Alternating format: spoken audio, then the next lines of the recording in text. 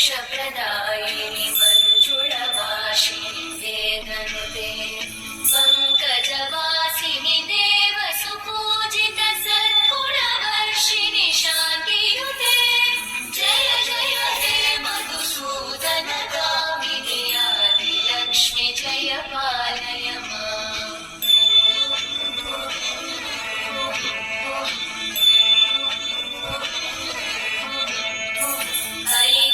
कल्मषनाशिनि कामिनि वैदिकरूपिणि वेदमयि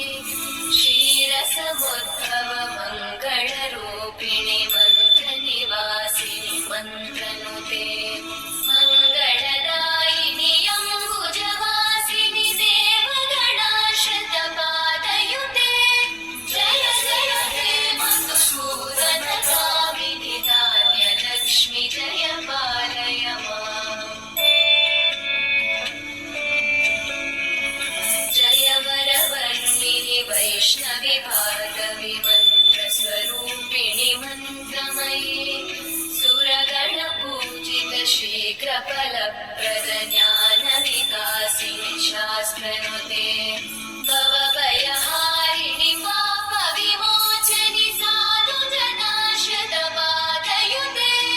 जय जय हे मधुसूदनगामिनि धैर्यलक्ष्मि जय पालय माम्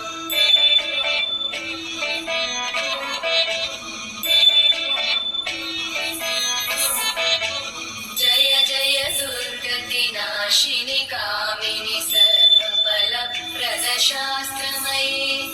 रथगजतुरगपदादिसमानुत परिजनमण्डित लोकनुते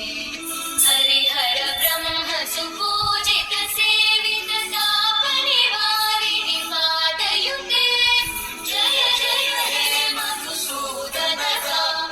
श्रीगजलक्ष्मि